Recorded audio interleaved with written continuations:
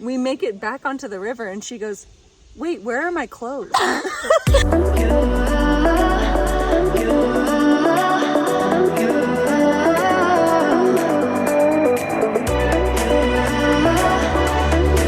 We made it to Pilates. Now we just have to get out of the car. So crusty. All right, let's go.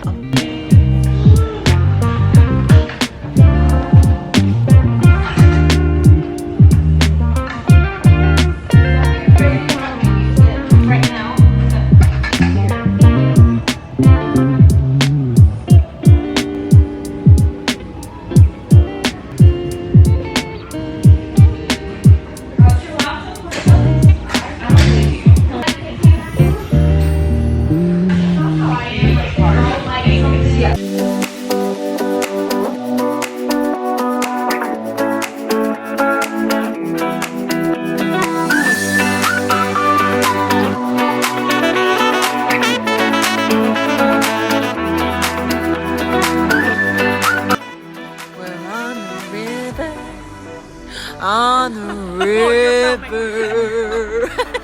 I was ready for a photo. Yes, we're like Ariel and Little Mermaid, honey. Okay. Caroline and I have gone kayaking. So Caroline flipped her kayak. To be clear, Rachel didn't notice that I flipped over. I had no idea. Caroline finally meets us. Oh, I've lost a nail, by the way. Sorry, I'm not flicking you off, but I've lost a nail. I cut my hand open on a rock. We're not doing well. So what we're saying is we have had an amazing day on this river. We have. There's our The lost Levi's. These are our friends who caught her shoes. I don't think we can do this without Tavares anymore. Jesse, I'm so sorry about the nail. The sun finally came out. It was raining for the first part of our kayak. Hi, vlog. Wait, this angle though? Yeah, I did realize way after the fact. I was like, yep, I'm in the water. I'm focused on not hitting a tree. Like I had to I hit the tree. You know, sorry about you, but this is what you should have done. Then we're with these people down here, and thank God he's already in the water. I'm like scrambling to just make it to shore so I can stop for her, and I'm like trying to plan my trip back to her. He's like, is this your shoe? He then sprints into the water to grab the other one. Bless that man. We make it back onto the river and she goes, wait, where are my clothes? 30 minutes after this has happened, I'm like, wait, I lost my clothes. I did buy this. Oh yeah. Well, and I told her, I was like, your phone's gonna be fine. It's not gonna get wet. It's so hard to tip it to kayak. No. I just gotta aim for the right areas. And I told you to follow me. Also, vlog. How are you guys doing? How are you guys spending your summer? I'm sorry, we look great. We look fabulous. I mean, sorry vlog, but we look Sorry, vlog. We look fantastic. I'm also just like, I can't grip anything really right now. Like that's not Trigger warning. It doesn't look that bad. My towel definitely has a lot of blood on it. I definitely need to like put some Neosporin on We this. can't be trusted alone. I didn't think about this, but Give a taste test. Describe the feeling. it tastes like a real pepperoni to me. Well, it doesn't. The texture is seitan. It's You know so what I mean? good. It's so fucking good. I got 3 of them because I forget about them and then I like crave them.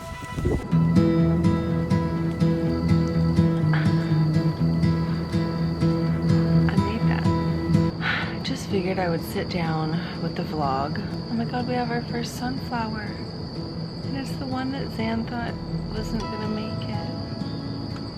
I did want to sit down and just talk a little bit this morning because I have time. I think as we get older, obviously we're all trying to figure out what we want to do, and I know I've said on probably numerous vlogs at this point, like I think it's crucial as a friend to like be a cheerleader and really lift up your friends and really support them. I think it's easy to fall into a negative headspace when it comes to you're watching your friends succeed and like that genuinely excites you, and I think you have to tread the line and make sure you focus, because where I go from it is like, okay, you know, this situation or this person or whatever the case may be is inspiring me to really look inward and maybe reassess what I want to do, or maybe think of new ideas that I haven't considered before. Like it's a beautiful thing to watch your friends succeed and to watch them thrive. And everyone's journey is obviously going to look different. Just remember that everything you're doing and everything that we're working on and trying to achieve, it's okay if it's not exactly where you want it to be right now. Keep working, keep going for it. If it's not making you happy anymore, maybe take a step back and reassess. I mean, I've definitely had to do that in numerous sides of my professional career, and there's nothing wrong with changing your mind or deciding you want to try something new. Before COVID, I was on a similar but different path with one of my careers, and I thought it was something I was going to want to do forever, and that was like my ultimate goal to achieve.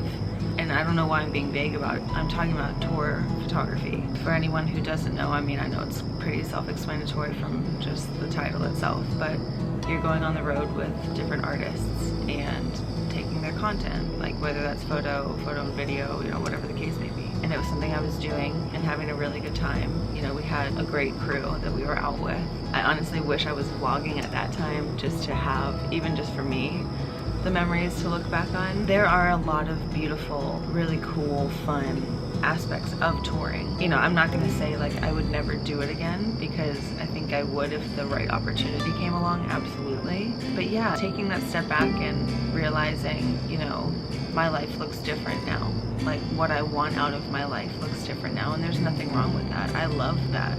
And I love that I was content enough with myself, I guess, and strong enough with myself to say, everyone knows me as this, and everyone knows that I want to achieve this, but you know what? Surprise, I don't really anymore. Once you kind of get that identity, especially with other people, somehow that makes it harder to want to change, because you're now thinking about how everyone else is thinking about it, and obviously we can't do that. You have to make sure that you're happy and you're the one, you know, making these calls.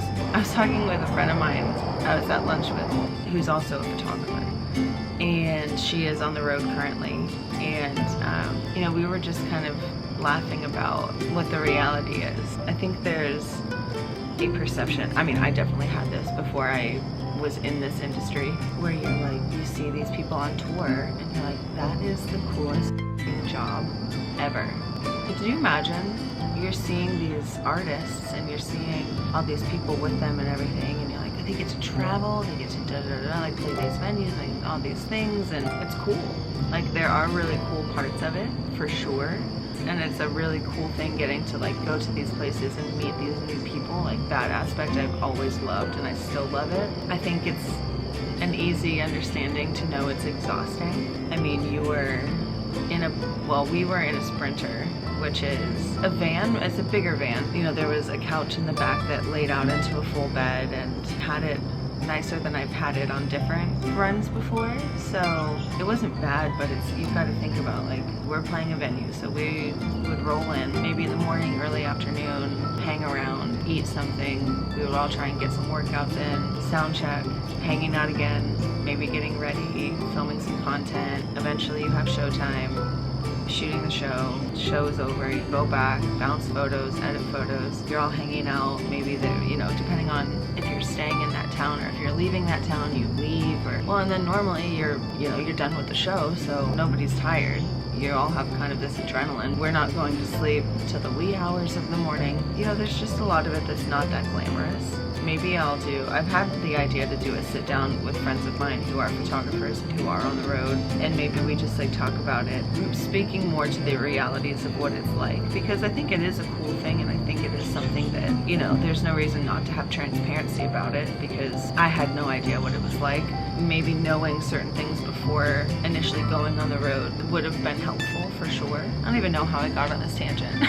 We think of touring, and it absolutely can be this, where you're gone for long stretches of time consistently. So it's like, I had a, you know, the friend of mine who I was just talking about, she was out earlier this year. She's obviously back right now, and then she'll be out again later this year, I think from like September until the end of November or something like that. You know, it can be a long period of time. What I was doing mostly before COVID was we would be out for like long weekends, almost every weekend. So it would be, the schedule would mostly be like, we leave Nashville Thursday, depending on where we had to drive to.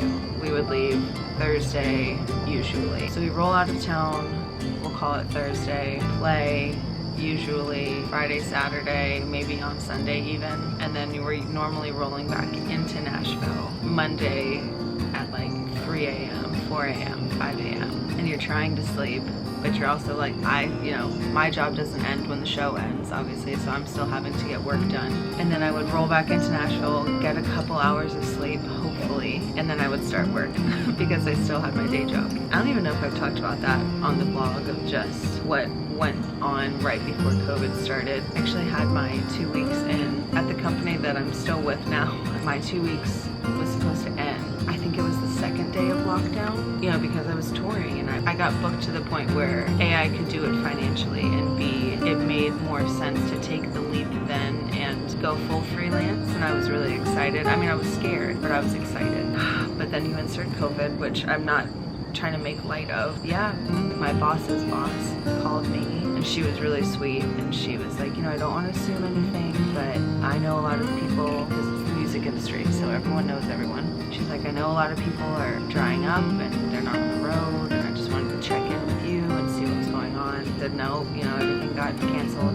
We're not going on the road for who knows how long. At the time, we all thought it was 2 weeks. She was honestly really gracious and offered me my job still. I was really thankful because I would have had no income. But like I said, then the time I had to sit with myself and the time that I had to sit there and think about what I want and what I want out of life, and it's still a question I ask myself all the time. I want to make sure that I'm doing things that excite me and that make me happy, and you know, that set me up for a future that I want for myself. Coming back from COVID and coming back from everyone knowing me as a tour photographer, and then getting to start the dialogue of, well, that's not really what I want to do anymore. It's a weird conversation to have. I've never liked the idea that you have to stay in one lane. You know, if you're sitting there and you're thinking about things you want to do, and it can be a really daunting idea, and it can definitely, of course, it can be a little intimidating, but how exciting though. Yeah, I think just like I said earlier, when you're treading that line and one side of it is the fear, you know, the fear base, I don't know what's gonna happen. Why am I starting, you know, I wish I would have started this 10 years ago. Why didn't I think of this then? Why, you know, it's easy to fall into that. But just instead of that, try to remember like how exciting and how proud I am of myself for knowing what I want, or maybe what I don't want, and making the decision to go for that. I think that's so cool, and I think that's something that we should all be proud about. I don't know if this resonates. I hope it, well, I don't hope people are going through it, but I know that that is just a reality. We're all trying to figure out what we want to do, figure out the spaces we want to do it in, and you're doing something really good and really exciting for you, and I just think we need to focus more on the positives. I did want to come on and talk about that because it's been something that I've definitely been going through, and it's taken me longer than I recognized to let go of. Almost like it felt like embarrassment for a long time, wanting to pivot and wanting to not do what everyone was expecting of me, because I felt like I was letting people down, even though it's my life. Yeah, I just don't want anyone else to feel like that, or maybe if you are feeling like that, I don't want you to dwell in that headspace. What you're doing for your life is your own decision, and I think that's a beautiful thing. The things I think about after Pilates and with my morning cup of coffee, I'm sorry, I'm still just like, I made that. Like, I made this. Just a proud little pop mom. But yeah, like maybe let me know down in the comments if you would like me to sort of set up that roundtable conversation, because there's definitely a lot of stories that can be told, a lot of fun to be had, and I think maybe some cool conversations for sure. Let me know if that's something you'd be interested in. I'm just thinking about the people I would want to talk to. I think I am gonna bite the bullet soon and get a new vlog camera, but like right now it doesn't look terrible. But yeah, just like, why am I the way that I am? If you're new to the vlog and don't know what I'm talking about, I probably like a month ago at this point, maybe a little more, I was filming something that I haven't put up because I think I'm just so bitter about it. But I was filming a what I eat in a day, and I was boiling water, and I did not balance my tripod well, and so my camera just went toppling into the pot of boiling water. Lens first. And obviously I was able to save the camera, but not without consequences. But I just, you know, who wants to just go drop $800 for that? Ugh. Alright, face is clean.